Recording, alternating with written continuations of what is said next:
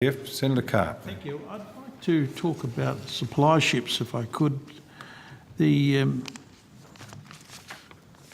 October last year, I asked some questions. Oh, sorry, we've got the right officers here for the supply ships. We will have, Senator, yes. They'll come to the table. Yes, thank you. I'll wait then.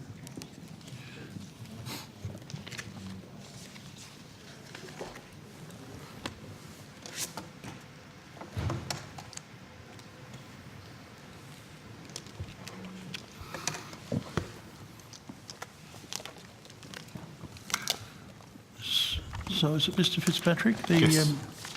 Last year I asked a question number 44, regarding the use of Australian steel for the auxiliary oiler replenishment ships. And I was advised that Navantia was by the end of the first quarter of 2017 was to make a decision about the use of Australian steel. Now, Senator Xenophon asked a follow-up question number 432, where it's indicated that Navantia was finalising a contract with an Australian supplier. Can you give us an update on that situation? Peter Crozer, Director General, Specialist Ship Acquisition.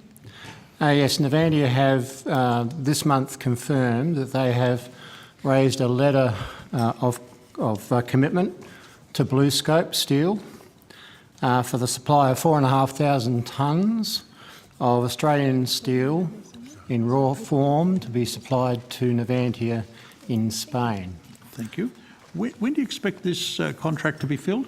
The contract will be signed by mid-year, but the letter of commitment is a commitment contract, and so the steel will come from Australia for the second ship, not the first ship. I see.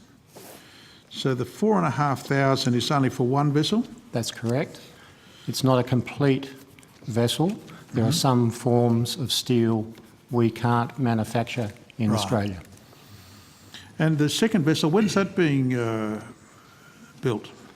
It starts production early next year.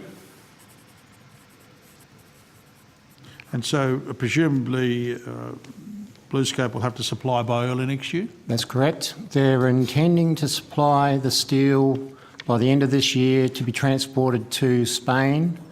After that, there's some post-processing that has to occur, blast and paint and preparations for cutting in the first quarter of next year. First quarter, thank you. Has there been any delay in the production process? Delay in the steel production process? No, in terms of the commencement of the build. Yes, in fact, what we've had to do is adjust the production cycle with Navantia to take into account the use of Australian steel. Normally in a ship production of 2, you would cut both ships almost in parallel and stock the steel to the side. Saves setup of tooling. In this particular case, they're going to cut the first steel for the first ship starting in mid-June, and that production will continue through to about fourth quarter of this year. Subsequently, they'll cut the second ship. I see. And that first vessel, what's the source of that steel? It's European steel, locally supplied to Navantia from their normal mill. Mm-hmm. Now, look, I understand that Navantia has significant capacity in its yards. Is that at full capacity at the moment? Do you understand? Do you have any information on that? They are involved in building corvettes for the Armada in the Ferrol yard. I was there in December last year. They were building blocks and ships. They're also involved in repair. And so yes, they're in production at the moment on other ships, although I think the corvettes should be about finished about now. Mm-hmm. So they'll have plenty of capacity to build the vessels for the Australian Navy? Yes.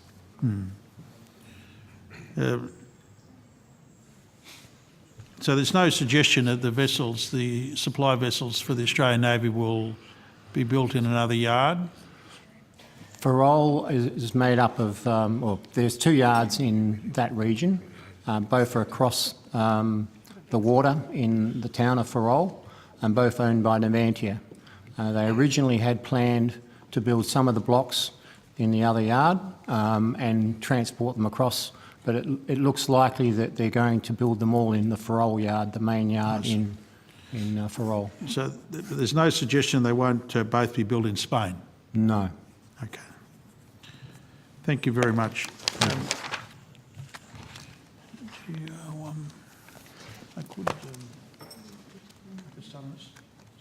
Thank you very much. Look, I've got some questions on the Australian Industry Capability Plan. Were you able to handle those now, or? In relation to which project?